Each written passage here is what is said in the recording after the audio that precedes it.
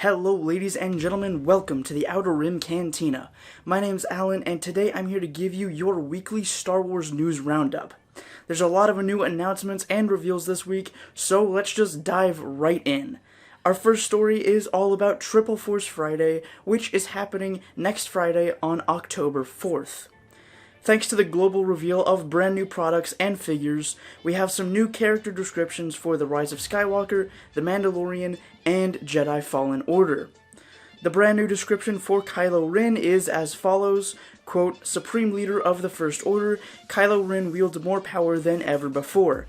Nevertheless, Ren continues to search for secrets of the Force from the depths of the dark side.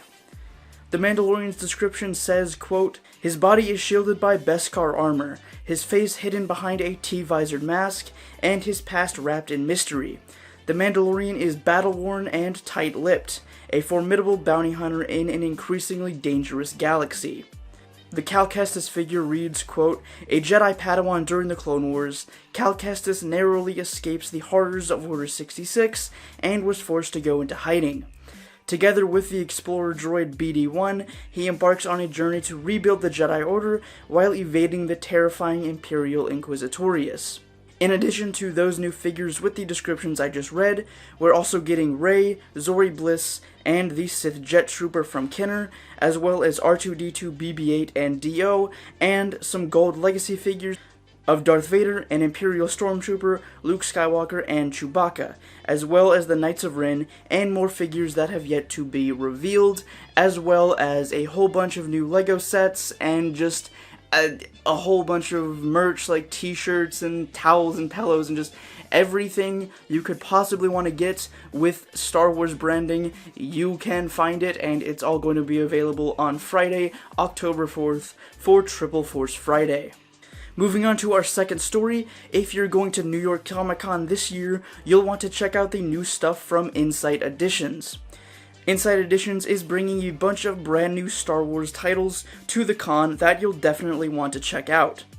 Those titles include Secrets of the Jedi, the Encyclopedia of Galactic Events and People explained from the point of view of Luke Skywalker, the Rebel Starfighters Owner's Workshop Manual, which will have breakdowns of all the different Rebel Starfighters from the Star Wars galaxy, Star Wars A Merry Sithmas pop-up book for kids, a Galaxy's Edge cookbook, and the Ultimate Pop-Up Galaxy book.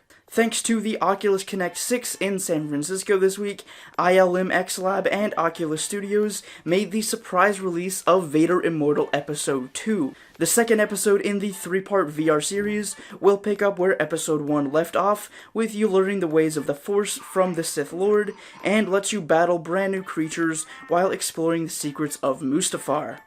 And just like with the first episode, the second will include Lightsaber Dojo 2 and allow you to hone your lightsaber skills in a VR training simulator. You will also be able to use force powers to stun, pick up, and fling your opponents across the arena, as well as throw your lightsaber.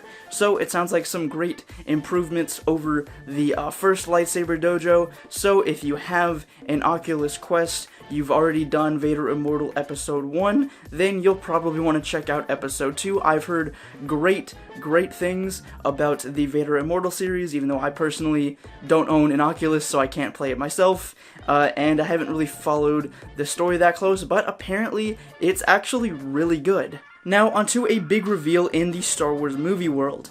Kevin Feige is developing a new Star Wars movie. Alan Horn, the Disney Studios co-chairman, revealed to The Hollywood Reporter that the Marvel Studios chief would be joining Lucasfilm in developing a brand new Star Wars film. According to Horn, Kathleen Kennedy and Lucasfilm are, quote, pursuing a new era in Star Wars storytelling, and knowing what a diehard fan Kevin is, it makes sense for these two extraordinary producers to work on a Star Wars film together, end quote. Kennedy is making plans for a new wave of projects for the Star Wars galaxy, in addition to the content already on the way for Disney+. As we already know, the current slate of theatrical Star Wars films after Episode 9 include a series written and produced by David Benioff and D.B. Weiss, the first of which is scheduled for December 2022, and a trilogy of films from Rian Johnson, which don't have an announced date as of yet.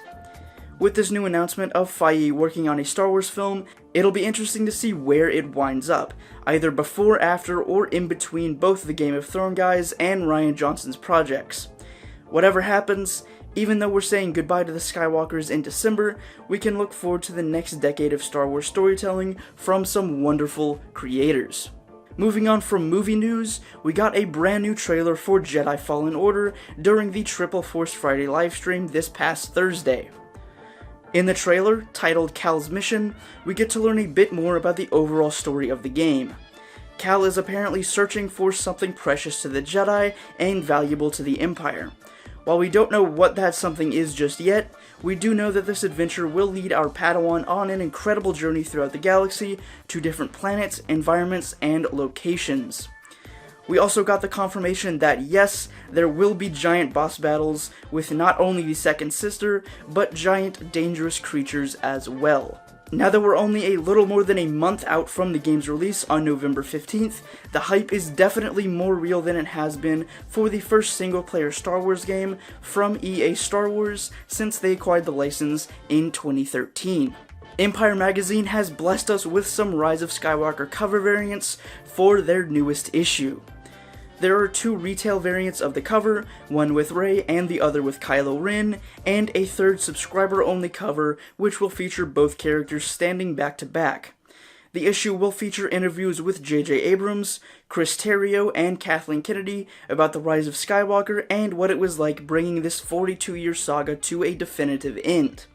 The new issue of Empire will hit shelves on Thursday, October 3rd, one day before Triple Force Friday. In addition to the brand new images from Empire, we also got 2 new posters for The Mandalorian and 2 high-res versions of a previously revealed poster for The Rise of Skywalker and a brand new poster for The Rise of Skywalker. The first poster for The Mandalorian features the main character himself, played by Pedro Pascal, while the other features Cara Dune, played by Gina Carano, IG-11, and the new Ugnaught character revealed in the official trailer known as Kuul, or Kuul. I don't know how to pronounce this guy's name, but hopefully he'll be a fun and interesting character in the show. In addition to those new posters, as I just mentioned, we also got an official high-res version of that leaked promotional image from a few months ago. This image and variations of it have shown up on some of the brand new Episode 9 merch as well.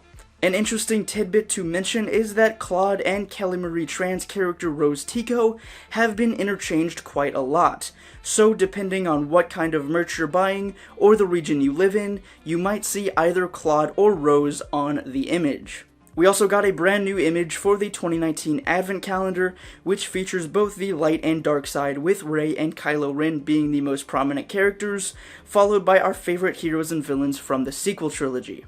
And speaking of The Mandalorian, Deborah Chow, who directed 2 episodes of the brand new show, has now been officially announced as the director for the still untitled Obi-Wan Kenobi series.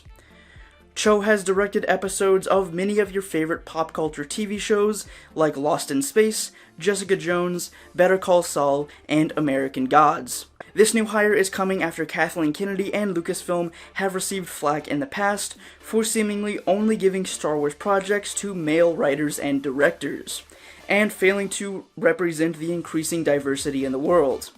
Placing Cho in charge of a flagship and popular character like Kenobi seems to be a step in the right direction to cover Lucasfilm's PR tracks. Kennedy explains Cho's hiring in the following quote: "We really wanted to select a director who was able to explore both the quiet determination and rich mystique of Obi-Wan in a way that folds seamlessly into the Star Wars saga. Based on her phenomenal work developing our characters in The Mandalorian, I'm absolutely confident Deborah is the right director to tell this story." End quote. We still have to wait and see if Cho will be directing all the episodes of the Obi-Wan series, or go the same route of The Mandalorian and hire a handful of directors for the series. And going back to The Mandalorian for our final story of the week, Dave Filoni spoke a bit about what it's been like working on the show with IGN, and dropped a new teaser image showing us the inside of the Mandalorian ship, the Razor Crest. The interview mostly centered around Dave's history with Star Wars, working with George Lucas on projects like The Clone Wars, and also now The Mandalorian. One of the big reasons fans are excited about this new show is the fact that the Star Wars veteran himself is jumping from the animation department to live action for the show's development. Over the past 15 years of working on Star Wars, Filoni has racked up quite the resume, which The Mandalorian will only add to. He said the following about the difference from him jumping from animation to live action, quote, "One of the things I like as a creative is that the episodes can be different lengths if you want. I experienced this making The Clone Wars as well as making The Mandalorian. Before, I would have to come in at a certain length for every single episode of The Clone Wars or Rebels, and I thought, well, I'd love just an extra 30 seconds. It might not seem significant to a viewer, but it is actually a significant amount of time. So I love the flexibility of the space that allows you to tell a story in the way you really intend. If you don't want to have to cut things out, you can add things as you see fit." End quote. Filoni was also quoted from the IGN piece saying this about working with George Lucas and learning from the legendary filmmaker, quote, "I was taught by George, and there were a lot of things that I want to do with Star Wars that I feel make something feel like Star Wars and very classic. But of course everything I was doing was the first time I was doing it, in a way because it's live action. So while it's a world that's familiar to me, it was a medium that was not as familiar to me. Though George had prepared me well over the years with his training, I was fortunate to have John, people like Greg Fraser, director of photography on The Mandalorian and Rogue One, on board to help guide me through the process and help realize what I was trying to do shooting-wise and performance-wise. So that was all a challenge, but an exciting one." End quote. Filoni also gave us more of a hint to the overall tone of the show and a bit more about the Mandalorian himself. Quote, "This show is dealing with a character that, to me, he's a bounty hunter. He's on the edge of things himself. Where in the movies, we deal more with Luke, who's a character coming into his own, but he wants to do the right thing. And when you're dealing with the Jedi, they're obviously trying to uphold what's good in the light side of the Force. I think that's what's unique about Mando, is that he's basically a guy that's just trying to make a living in the galaxy. He's a survivor and he's just trying to find his way on a day-to-day basis. And I think that leads to very interesting character moments and stories for him that are apart from some things we've seen the Jedi deal with more directly. He comes from a different angle because he's a different type of character than they are." End quote. In addition to an inside look into the brilliant mind of Dave Filoni, we also get to learn a bit more about the Mandalorian ship, the Razor Crest. While the exact model and origin remain a mystery, and likely will for quite some time, we do learn, however, that the techniques used to bring the ship on screen go all the way back to the early days of Lucasfilm. That means a lot, if not most of the shots of the Razor Crest in the show are going to be practical and as real as possible, which is always a good thing to hear when we're talking about Star Wars. Whew! Well, that does it for all the Star Wars news from this past week. I haven't made one of these in some time because we've been getting drip-fed news and announcements, but Lucasfilm decided to go wild this week with all of this new merchandise reveals, posters, trailers, and interviews. It's such an amazing time to be a Star Wars fan, and every week I get more and more excited for the future of this galaxy far, far away. As always, I'd love to know what you think of any of the stories I talked about from this week in the comments below. If you enjoyed this or any of the other content on my channel, I'd really appreciate it if you put a like on the video, as those really do help a lot. Also, consider subscribing to the Cantina to stay up to date on all things Star Wars. That's all the time I've got today. I hope to see you back here next week for another Star Wars video. Until then, may the Force be with you.